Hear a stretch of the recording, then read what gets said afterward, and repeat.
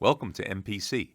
Today's video will show you how to install one of our plug-and-play remote start kits into a 2008 to 2010 Dodge Challenger.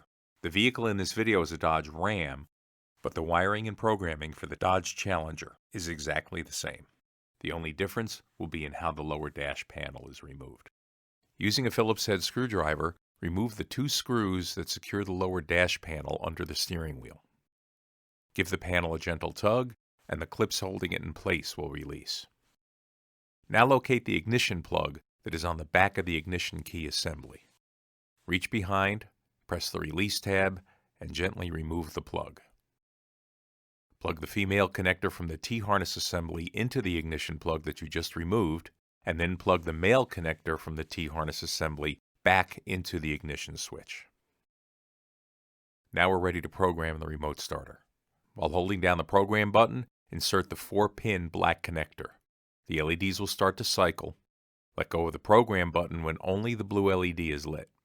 If your timing was off and a different LED is lit when you release the button, simply unplug the black 4-pin connector and start over. With the blue LED illuminated and the program button released, insert the remaining plugs into the module. The 20-pin white plug, the 5-pin white plug, and the 6-pin red plug. Put the key in the ignition and turn it to the on position, but do not start the vehicle. The blue light will turn off, and then in a couple of seconds it'll start to flash rapidly. Turn the key off, remove it, and press the lock button on the remote fob one time. The blue LED will turn off and programming is complete. Test the system by pressing the lock button on your factory remote 3 times, with each press about 1 second apart.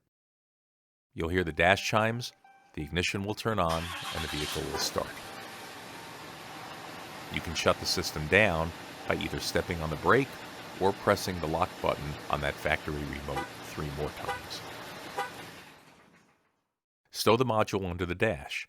You can use zip ties to secure it into place, along with the excess wiring from the T-harness. Your kit also includes a valet switch, which can be used to disable the remote start system. To install it, just drill a small hole in the bottom of the dash panel to mount the switch. If you don't care to use that feature, you can either tuck the switch up under the dash or simply cut it off and tape the ends of the 2 wires off separately. Snap the lower dash panel back into place, then replace the 2 Phillips screws and your installation is complete. Test the system one more time by pressing the lock button on your factory fob 3 times. The doors will unlock momentarily, then the vehicle will start, and the doors will relock to arm the factory security system.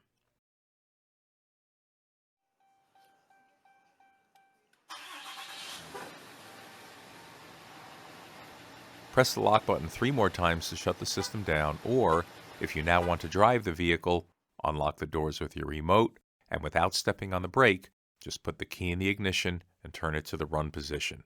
At this point, everything will work normally. Thank you for choosing MPC, the industry leader in DIY installations since 2007.